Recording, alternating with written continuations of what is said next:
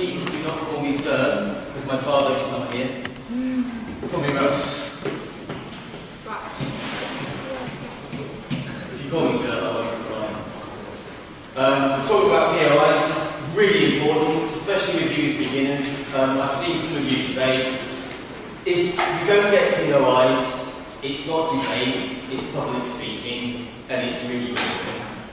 One of the reasons for this, I hope you understand, is that when it comes to the adjudication, one of the key factors for judges to choose you as a winning team or a higher ranked team is you show your engagement. And you need to show your engagement with the arguments from the other teams, from the other benches, and you need to show your engagement throughout the debate.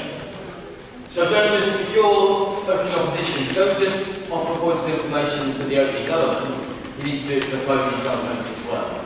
You need to be engaged as often as possible for the whole hour of the debate. So basic things that you should know, a few ideas we'll talk about. When should you do POIs? The judges should indicate to you, or a timekeeper, if you've got a timekeeper in the room, that you've got a 7-minute speech. After 1 minute, if you're judged by me, there will be a clap.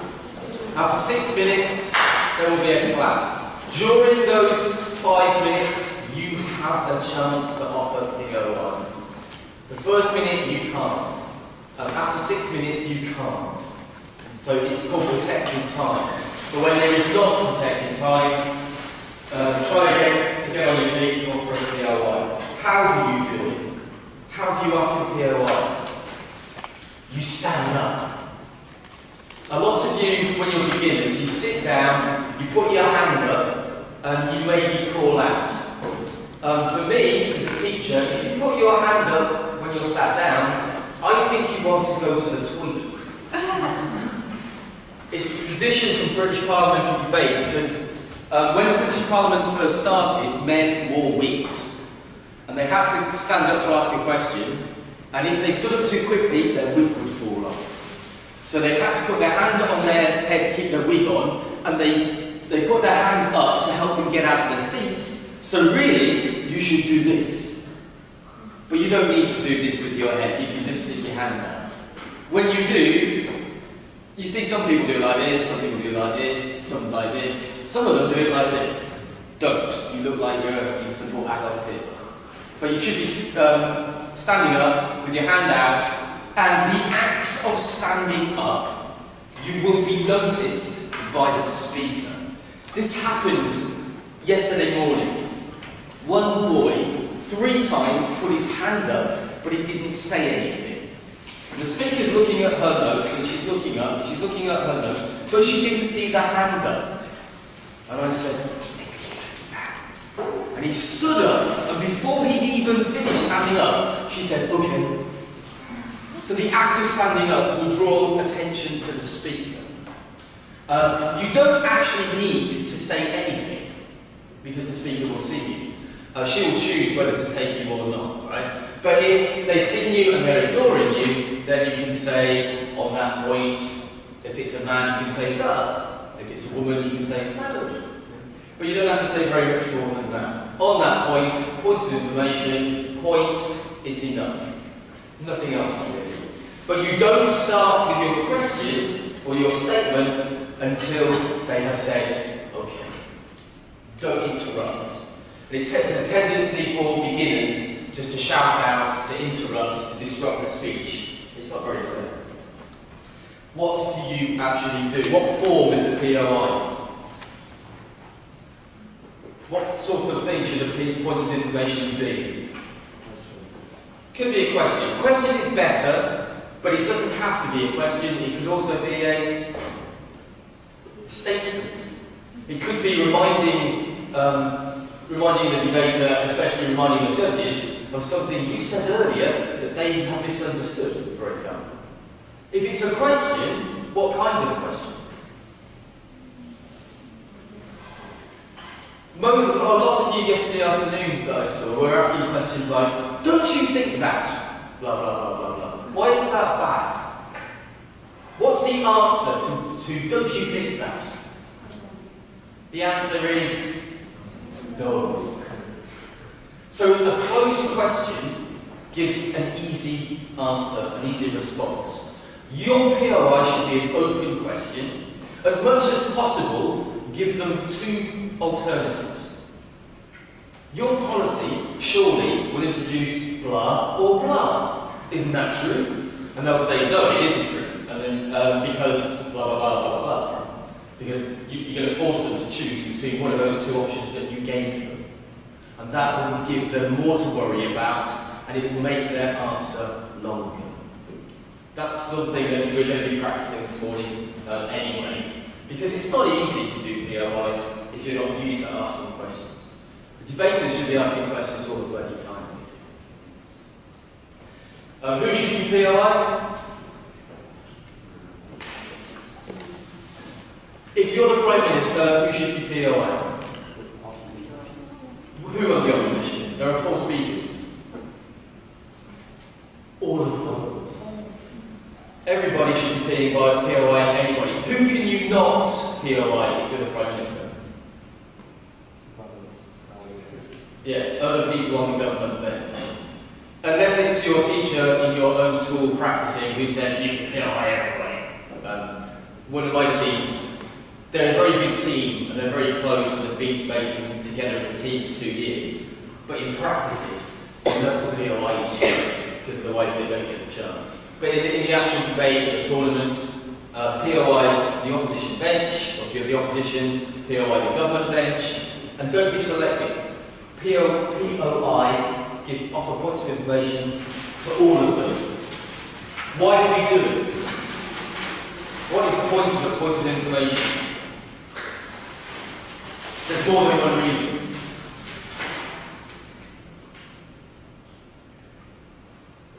So for example, if you're upper house, you're one of the first teams, and your debates, your speeches are over after half an hour, how is the judge going to remember you, even if you say you're not so nice? How is he or she going to remember you if, when the second team starts speaking, we never hear from you again? So you keep engaged for the whole hour. And POIs, once your speech is over, POIs are the only way you can do it. If you're in the second teams, in the first half an hour, if you say nothing, you're only going to be involved for half the debate. So you should be getting up on your feet to offer points of information against the other team in the other first team that you can. Sometimes to establish what your extension is going to be. Or if you're in the upper house, you POI to remind the judges what you actually introduced, which it seems other teams have forgotten. There's a very obvious reason as well. If somebody sounds really good and you think their arguments are really strong, you must stand up and try and do something about it. You want to disrupt their thinking. You want to disrupt their flow. So they might not take you, especially if they're in the middle of an argument. They're not going to take you then. So time it, so coming towards the end of their point, you stand up. Even if they're in the middle of a point, and they're probably not going to take you, sometimes just the act of standing up, they see you out of the corner of their eye. They get distracted. They look down at their notes. A minute ago, they were speaking very confidently, and now they're, I'm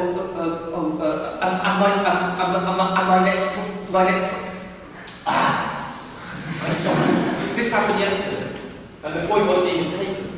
So there's 2 things. It's to be attacking. Points of information are tools. They are weapons, and you should use them. To remind us about your arguments, if you're upper house. Establish what your extensions might be if you're lower house. And just to give the speaker some problems. So when should the POIs be offered? I've already said, after the first minute, before the 6th minute, those middle 5 minutes, you should offer. There you go. Don't POI an answer to the POI. This is what I see quite a lot of beginners. Somebody stands up and they ask a POI, and the speaker doesn't understand them. And they say, sorry, can you say that again? And the guy, sometimes the guy is still standing anyway, and he says it again, and then she says, and then he says, and it becomes a conversation between two people. This is not POI. This is having a conversation. This is not the same thing at all. I'm not sure if there's a crossover from Chinese style debate. I see it all the time. It's not, please don't do it. Alright? You stand up, you've got 15 seconds. You can only ask one question. You want to use as many of the 15 seconds as you can, but the most important thing, you make your point clear. Alright? Who are the POIs for? Who do you actually address them to? Points of information, POI. When you stand up and you offer a point of information, who are you directing it to? And you're going to say the speaker. And POIs are not for the speaker. If you're looking at the person you're asking the question to, then it becomes a one-on-one conversation, and it gets away from what POIs are supposed to be. Right? So what you should be doing, I'll stand here for a minute. Say I'm the leader of the opposition. I stand up and offer a point of information. Prime Minister takes it. I will stand like this. I will stand so I can see the Prime Minister, but I will stand so I can also see the judge. And I will make my voice loud so the Prime Minister can hear me, but I'm looking at the judge. And my comments are for the judge, not for the speaker. If I'm looking at the speaker, it becomes too much of a conversation. If I'm looking at the judge, and I'm looking at him and looking at the judge, it becomes more effective as a point of information. It's also associated with the fact that your speeches are not for the opposition teams, your speeches are for the judges.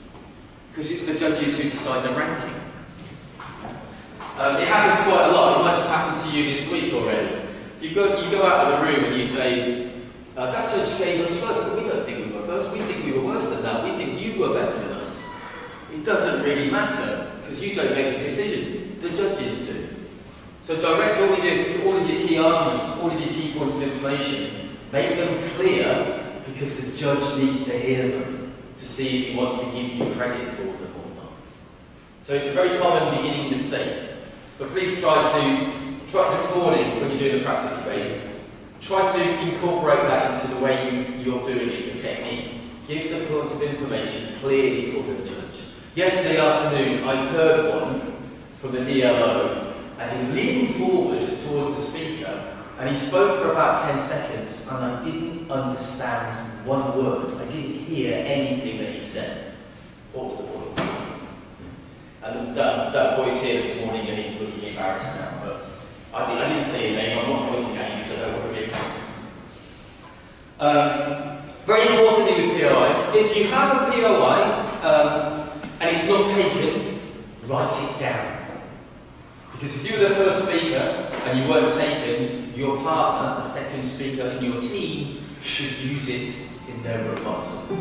If it was important enough for you to want to ask it in POI, it's important enough to use in rebuttal. Don't waste it.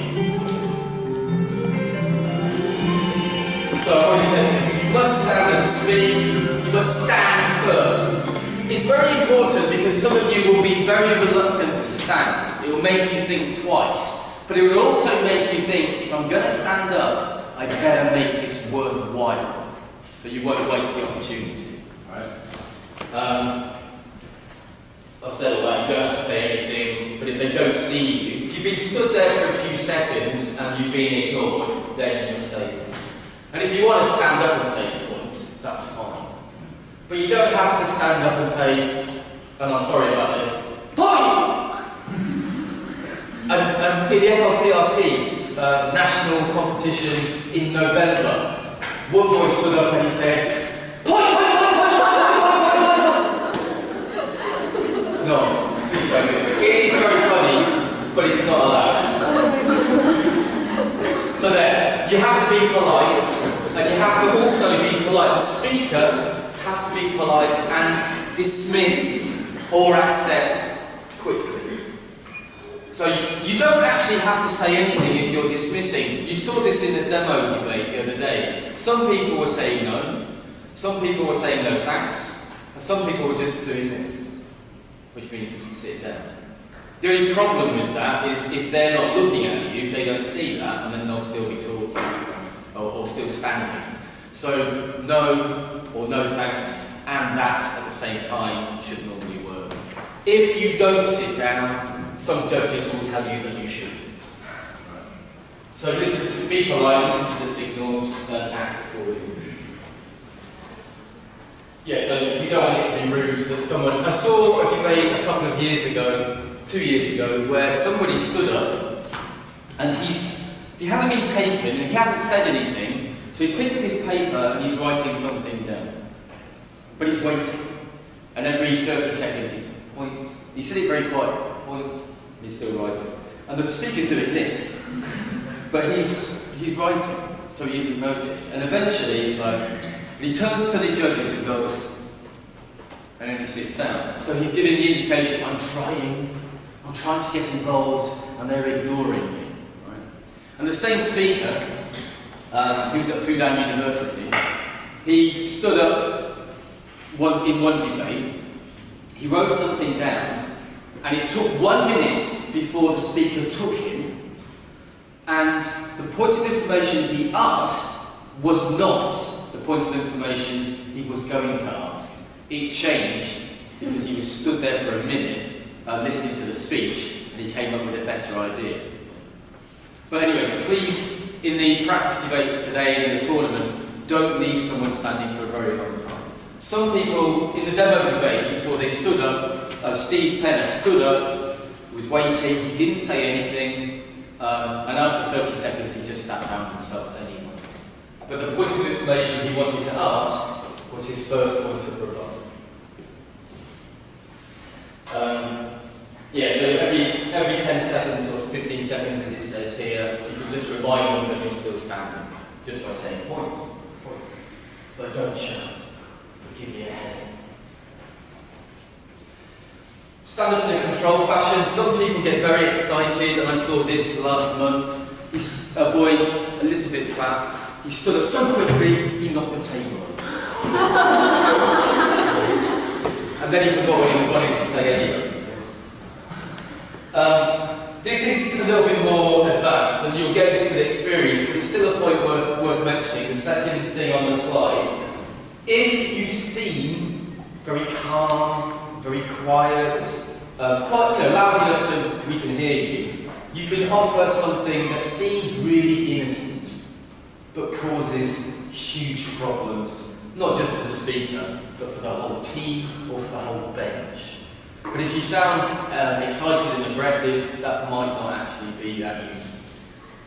Especially for lower houses who are offering points of information to establish their extensions, they ask a question that at the time to the speech doesn't sound that important because we don't know what the extension is going to be.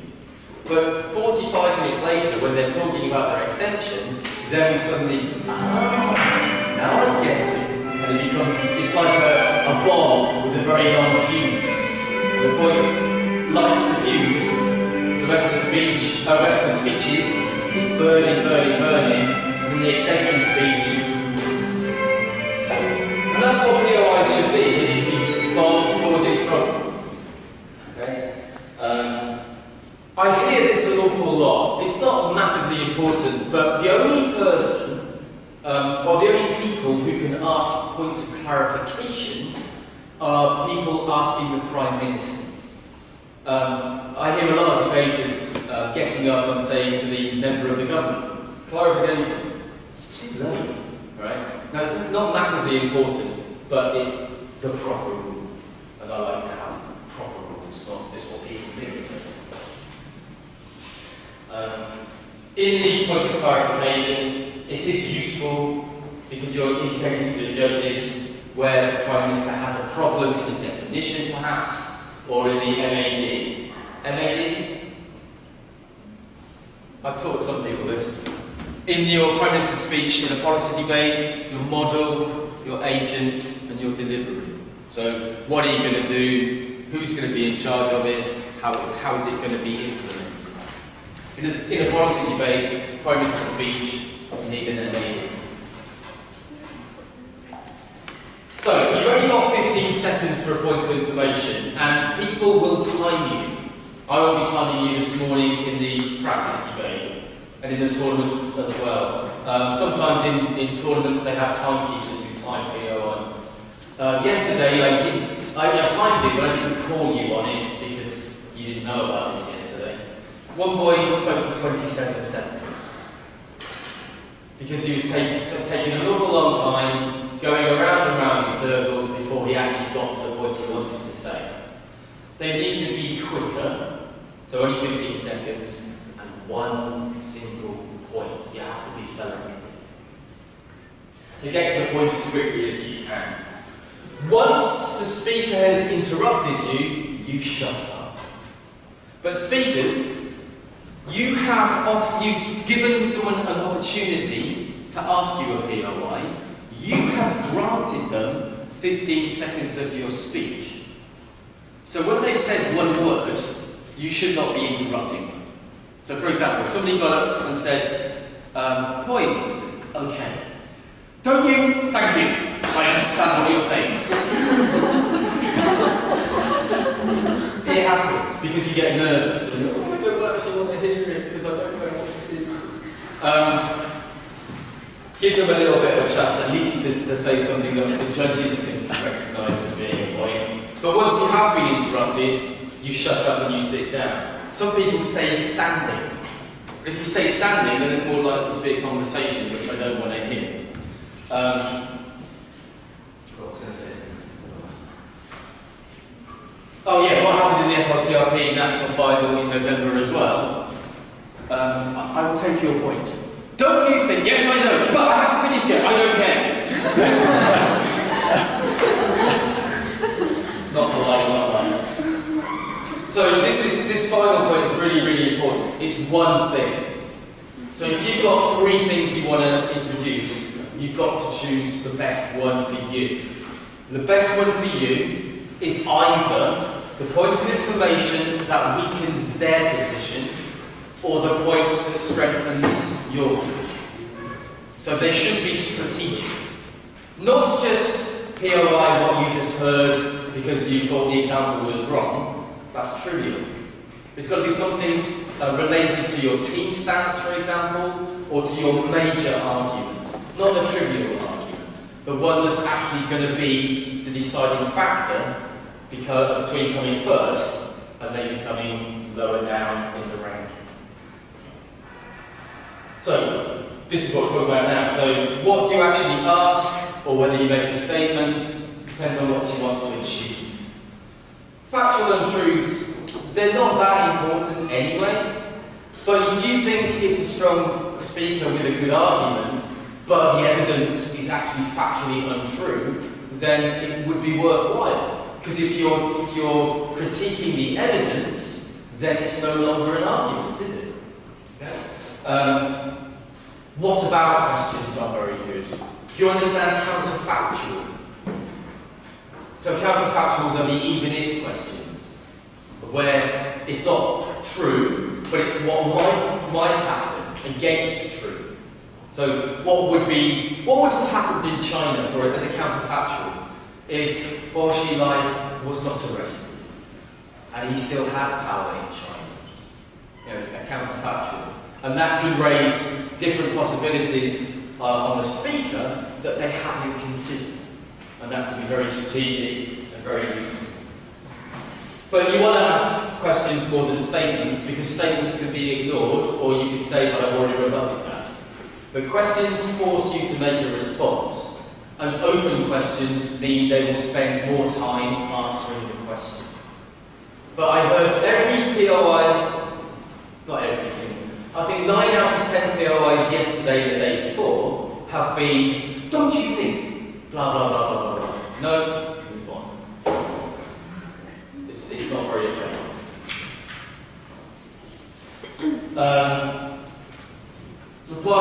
so one of the things you want to do, you want to be causing trouble for the speaker. So we will notice as adjudicators, we will write down your question. But more important than that, we will be making a note on what was the response. Was there a response? And if it was a strategic, important question about your best argument, and they have ignored it, and they didn't even really rebut it in their speeches, guess who's going to get the higher ranking? So we know if it's weak or not, as judges. But you remember, if the POI is directed towards the judge anyway, you're making that more certain. So don't blame the judges for the ranking you get, if it's a low ranking. You need to start critiquing yourself. How could I have asked those questions to make it more difficult for that speaker to make our team look better in the eyes of the judges? Yeah, so as much as possible, you know the answer to the question you're asking. Criminal lawyers always know this. And lawyers are actually taught, when they are training to be lawyers, don't ask a question you don't know the answer to. Because if you don't know the answer, but the speaker does, you're going to look silly. And you're going to have wasted your chance. Well, I've already said this, optional questions as much as possible, making the speaker, you're forcing them to pick an answer from the choices you've given them. It doesn't mean to say that they will. Because they could just as easily say, well, neither of those two things are true, because blah, blah, blah, blah. But even when they're explaining how that was a false choice, you're taking time out of their speech. Now you know this from the training you've been doing, the practicing you've been getting. Speaking for 7 minutes is not easy anyway. But if you've got good arguments, and well, yesterday afternoon, for example, two debaters, they spoke for 7 minutes, 30 seconds. Because they had so much good material, right? But they weren't offered enough POIs. If they had POIs as well and had taken time out of their speech, they would have been forced to drop one of their arguments to make the speech last for 7 minutes. So there's all sorts of reasons why POIs can be really effective. And this morning you're going to practice it a lot, so bear these things in mind. But anyway, even if it's the two choices that you offer in your POI, even if they are reasonable, you're still putting pressure on the speaker to actually answer and explain. So we've already said this, closed questions are horrible, because you can answer in one word, it takes 1 second.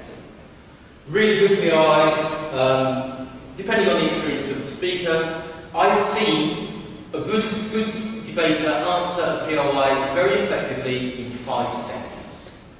But more commonly, including in the FRTRP national finals, I've seen a debater take 1 minute, 30 seconds to explain the answer to the POI, and then he can't finish his speech because he runs out of time. And as you get more experience, what you will learn to do is to integrate your answer into your argument anyway. Which actually, I will mention this now. Quite often what I hear is, the answer to the POI is, I will come to that later in my speech. Why? You want to have prepared your arguments on different pieces of paper, and it's more effective if you can be flexible. Because I will write down what you said later, and then at the end of the debate I'll be looking at, well, did she get to that point later? And sometimes you do, and often you don't. And then you lied, because you didn't get to it. And sometimes that's the important argument, but you just ran out of time. So bring it where it's needed, connect that argument to the POI. Good debaters will do that, and they'll tell us they're doing that. That slides nicely into my next argument. Thank you very much. I've heard that said as well. So don't be scared. Again, it will come with experience. Don't be scared of changing the order of what you wanted to say to make it more effective to deal with showing how wrong the opposition was. When you are replying, this is very important. One of the key problems with Chinese debaters with inexperience is you are not clear. We need to hear a structure to your speech. We need to hear, as judges, what you're going to do. So Jeremy talked about this the other day when he was talking about a roadmap for your speech and signposting what you're doing throughout your speech. It's the same with POIs. So make it clear what you're doing. A weak answer, like I just said, I'll come to it later. Rearrange, be flexible. Flexibility is not easy, it comes with practice.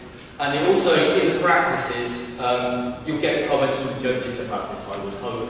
And if you're not getting a comment, ask for a comment. Because this is quite new to you, the idea of POIs, so you do need help, which is why we're having this. But you also need help in the debate itself. You've only got a couple of practice debates left, so make sure that this is being covered. So you feel more confident when you start the tournament and so on. The best POIs are strategic, they're not trivial, they're related to your key arguments. I said this, so some of them, they seem innocent, but they're creating ground that you're going to use later on, perhaps in the extension. Or the co-minister or the leader, they're reminding us on a POI to the second teams what their key arguments or team stances actually were. So I said all of that. Non-threatening POIs become huge and decisive threats later. POIs should be threats, and they should cause problems, and they can be weapons. They're not innocent. And it's not a question of, oh, I don't like this, I feel like I have to do it, but I don't really want to do it. Be creative with your POIs. They are an opportunity, and it would be silly if you're not using all of the opportunities that you've got. You have to have a strategy before you can have a strategic POI, however. So this is what we've been saying the last couple of days about what is your team's stance.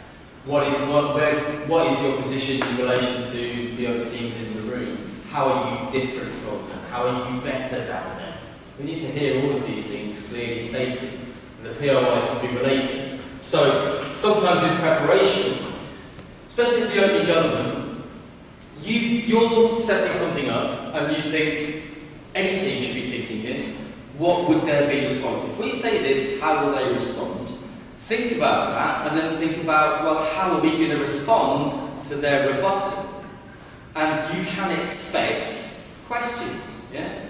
So if they are going to say that, we can say this. Well, if you don't have the chance to say it in your speech, you could also use it in a POI first and then in the speech second, perhaps, for example. So you can actually write down some of these questions on paper in the preparation time. I don't know many inexperienced debaters who do this, but I do know the intermediate level or even advanced level debaters. And I don't mean advanced level in this workshop. I mean advanced experienced debaters in China and internationally who have been at high-level tournaments for a number of years. They have one piece of paper in the preparation time of possible points of information. And you ask them later, when did you think of that? Oh, I thought of that 10 minutes before the debate started. So again, it's useful planning, very, very important.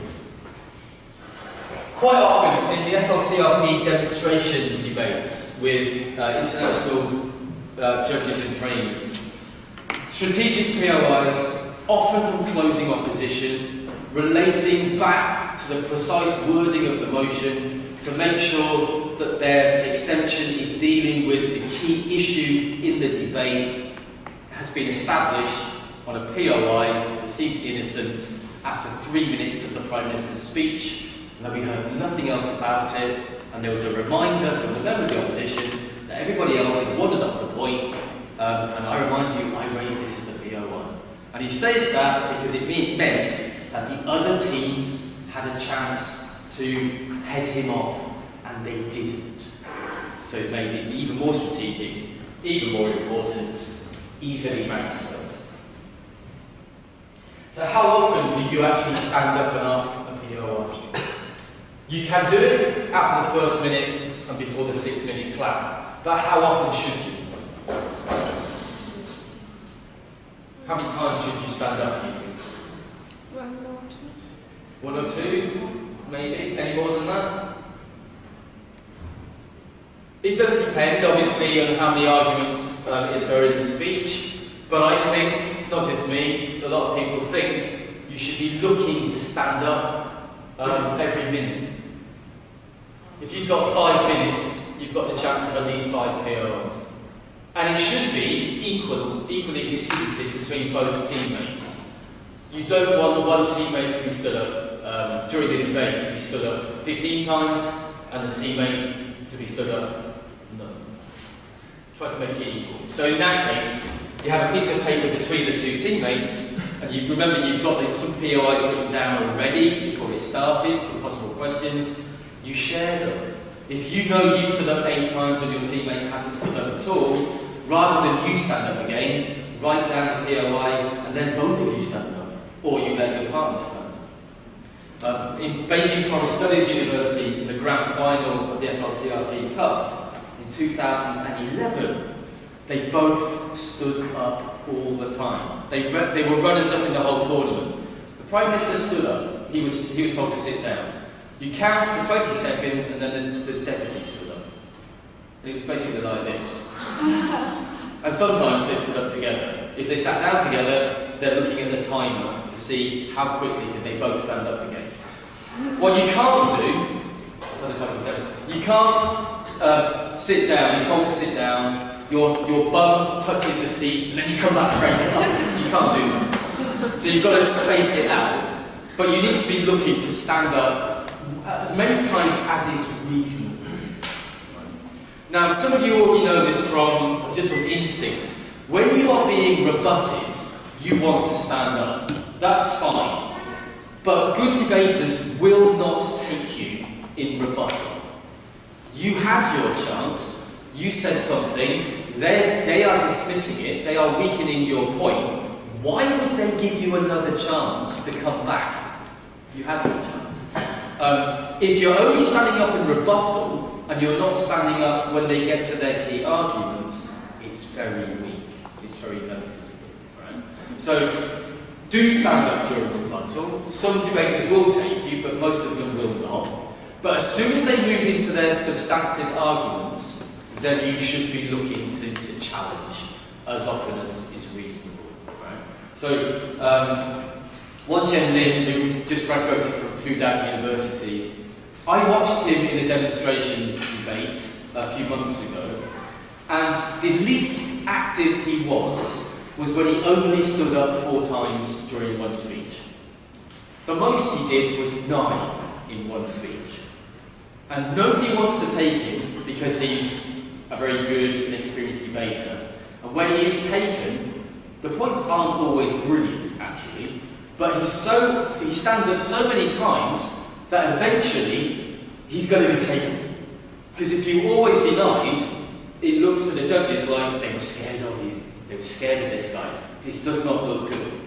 And remember, in POI, in your speeches, you should be looking to take at least 1, and preferably 2. If you're not taking any, but the opposition teams were standing up 5, 6, 7, 8 times, and you took none of them, you look bad. You look scared.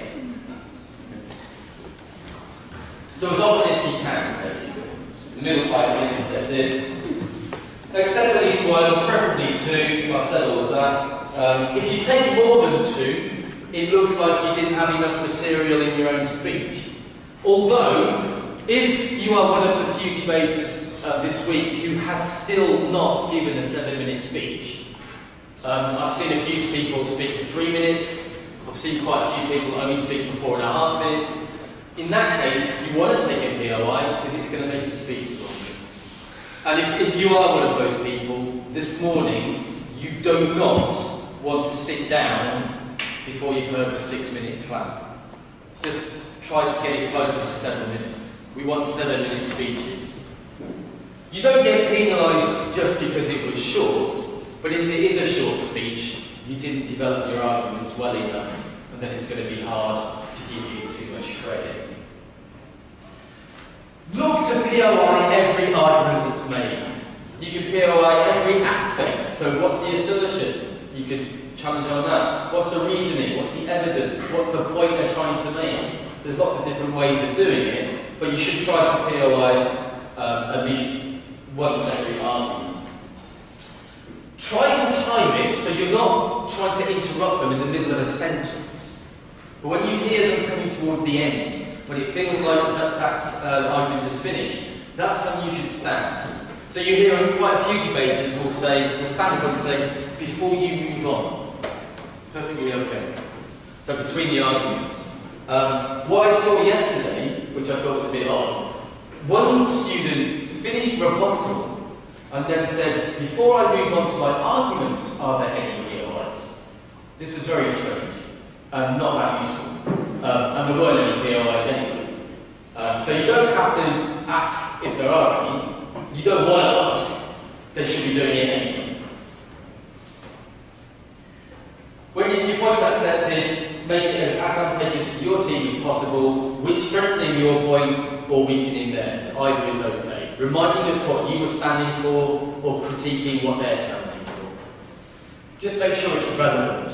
And it should be connected to the thing that you've just heard said.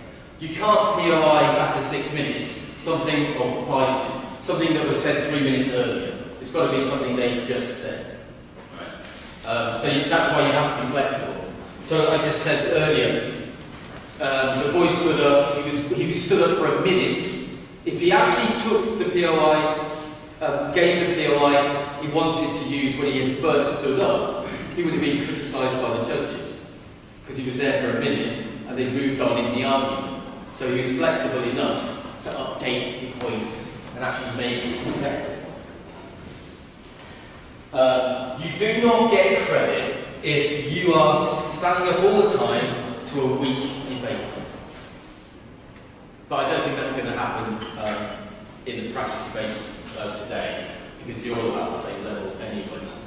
But if you know someone is struggling and is having trouble speaking and developing their point, just standing up all the time is not going to get you any credit.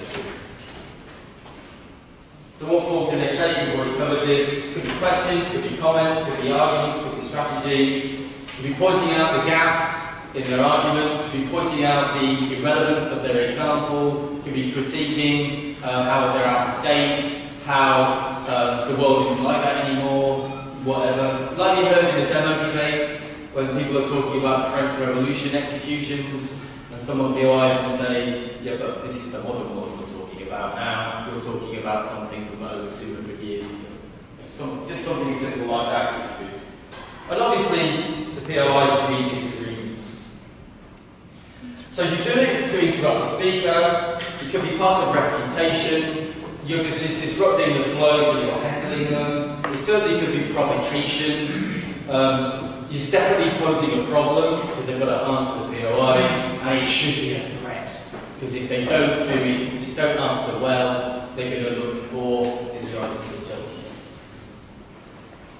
So they're opportunities, and you should take the opportunity.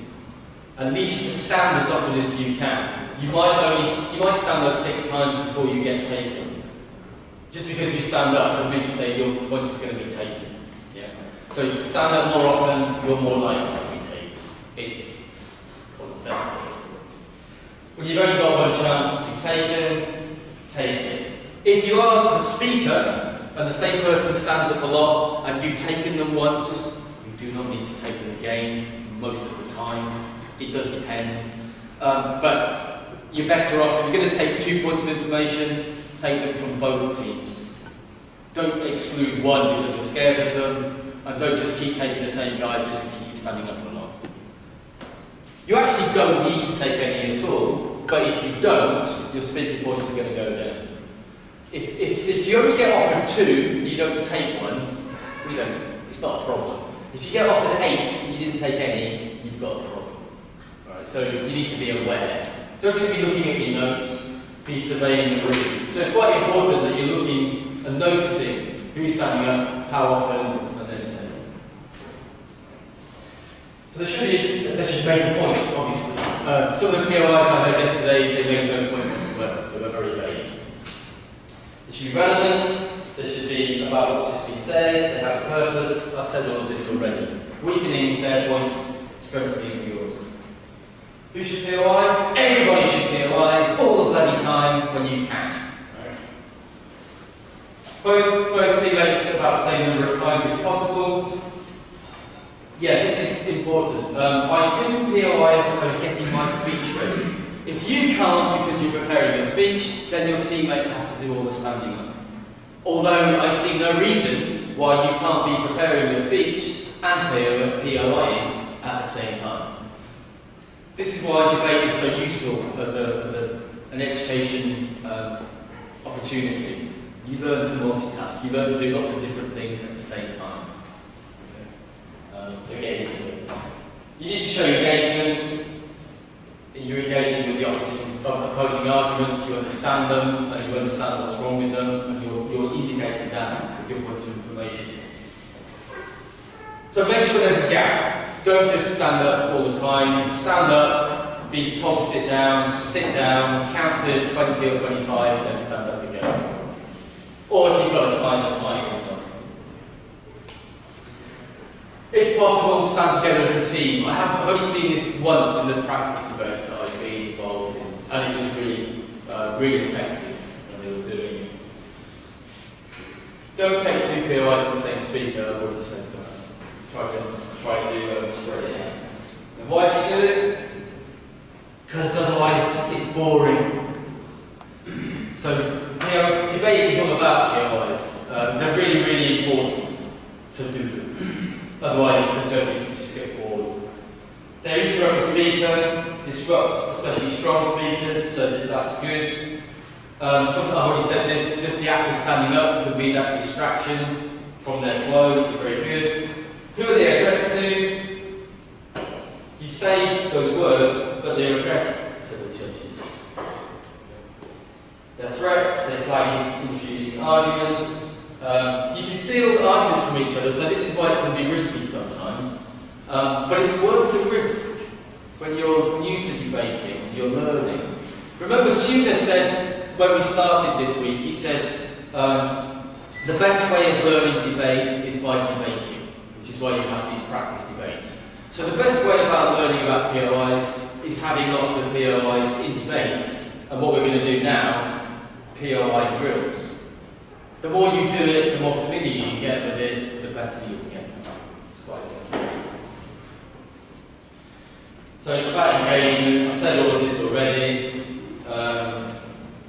Sometimes your arguments will be misrepresented by the opposition sides, so your POI will try to show that misrepresentation, but that's why they won't take you in rebuttal. But then you have to make sure the second speaker actually corrects what was going on. First one. Now, POIs can be part of a battle of control about who reacts to the point best and connects those points to their arguments. They're going to be the better student. So, at least 3, preferably 5, if not more, every time you have a chance. You only accept 1 or 2, but you do take at least 1.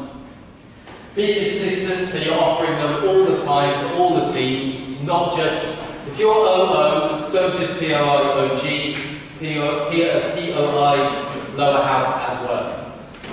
Make sure you stand, make sure you wait to be accepted, be polite, be succinct, you've only got 15 seconds, you need to be efficient, right? Write them down. Ask questions that force a response, obviously, we talked about this earlier. Don't say later, deal with it straight away, change the order of your arguments if you need to. Explain why the POI was actually bad. You can make a critical comment on the POI. We've been saying all week we want comparative analysis, remember? Not just in the arguments, but the POIs as well is okay. Be strategic, gain ground, use them as opportunity to do this. If you can, use wit. Don't just tell jokes. It's not just humour, it's wit. Intelligent humour. Right? You can have fun with them, sorry. And this is you today, I think. If you haven't done it much before, try it. in the exercises we're going to do, you have to try it. Don't shout, don't start until you're accepted, don't go too long, don't be too aggressive, don't judge the debate you're in, but you can use the ideas of being a judge to help you indicate where your stronger arguments are, and especially if you're critiquing the POI because it was off the point and you're telling us that's fine. Critical engagement, critical analysis, vitally important in debate, very useful. Don't be put off with them. This happened yesterday where a speaker, very inexperienced, she had a POI, she didn't understand it, she asked for it to be repeated, she still didn't understand it, she lost where she was on the paper and said, okay, that's it, thank you. But she had another argument, but she just lost it on the paper. So try to be a little bit more organised, write bigger words on the paper so you can see them, and just pause and give yourself a chance. Don't stop the speech until you've finished at least 6 minutes, even if you've got nothing new to say after 3. Just paraphrasing what you've already said will give your brain a chance to think of something new. So don't be put off, take a pause, draw your breath, and then try it again. Speakers, make them regret asking. Yeah, that's a key thing. So, POIs are threats and opportunities, but you can defend them. To make them confident. So,